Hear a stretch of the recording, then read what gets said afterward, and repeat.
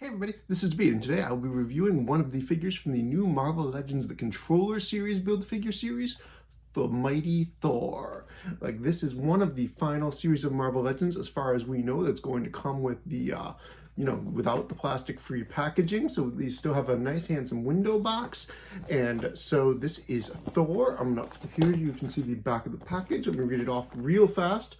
Thor does the unthinkable when he becomes the newest Herald of Galactus, aligning with the Great Devourer to stop an even greater threat. This was in Donny Cates' run on the Thor comic book.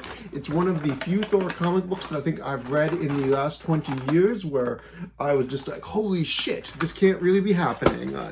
And I was just in disbelief about the story that was being told, and I was just totally amazed and thrilled when Hasbro announced that they were making a Herald of Galactus Thor figure that will pair nicely with that Herald of Galactus that just came out. I've got that waiting to be opened up sometime soon, and I will now have this Thor to, accompany him.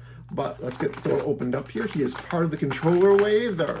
Even though there are 7 figures in this wave, and 1 figure does not have a piece of the controller, that's not Thor. It's actually Iron Man Model 70 that does not have a piece of controller, because Thor comes with the controller's head. Here you can see it looks very craggy, it looks a little bit dark-sidey, it looks a little bit Thanos-y, and that makes sense because this figure is built largely off of the Thanos body from the Thanos Build-A-Figure comic-based one that came a few years ago. But here we have Thor, and you'll notice he's got some friends here. He has, for the first time ever, we're getting these little figurines of Hugin and Moonin. I'm sure I'm going to butcher the pronunciations of their names because I don't believe I've ever heard them said out loud ever, but we get 2 different ravens here for Thor. One that's been posed in a nice wings open, sprawled flying pose, and another one that's just posed ready to sit atop Thor's shoulder. I suspect that these are not going to sit on his shoulder nicely, either of them, but maybe I'll be surprised. So let me set those down for a moment. Also with Thor, we're getting this electrified hammer. We don't get these too often. This first came in that San Diego Comic-Con set with the Jane Foster Mighty Thor comic-based figure years ago. But it's a nice translucent blue, very Jedi hologram-like. Thor is going to have an alternate pair of fists that I'm not going to put on him right now, I don't think.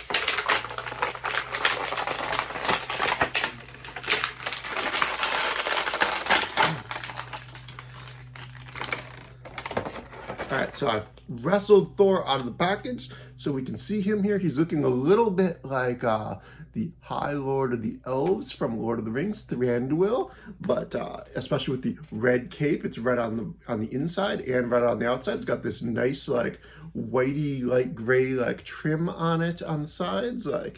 So it's a cool cape. It actually only has that on the one side. Let me see here. Is Thor going to hold this hammer nicely?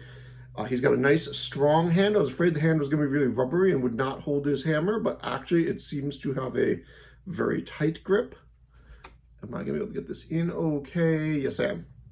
All right, so here's Thor holding up Mjolnir, which is the most important thing. He's got this new spiked forearm, which if we've seen it before, I don't recognize it, but it looks very good. I like the costume here. It's very modern. It's very much Donny Cates like Thor. I think this is a good looking figure. Let's spread him out. He can do these splits. He has spikes also, you can see on the sides of his knees. I believe that's new. I'm not sure exactly. This might be, there's a lot of new tooling on this figure. I'm not sure if it's 100% new. There might be some reused parts on here that I'm not entirely familiar with, but here we go. We can get him posed up with his knees bent. He can hold Mjolnir aloft. He can kind of put his hand out to brace Mjolnir.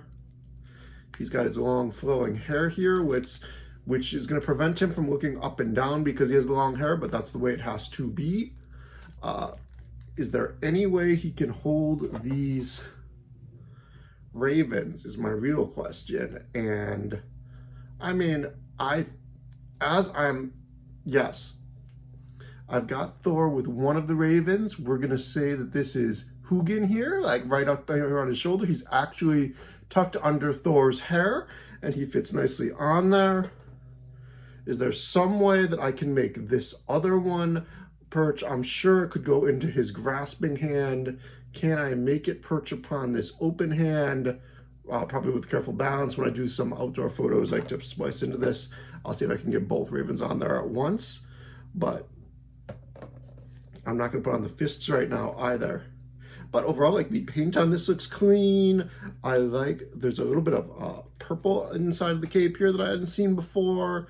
I like the facial sculpt. I love that this is a very modern version of Thor that's going to have a lot of synergy with Galactus.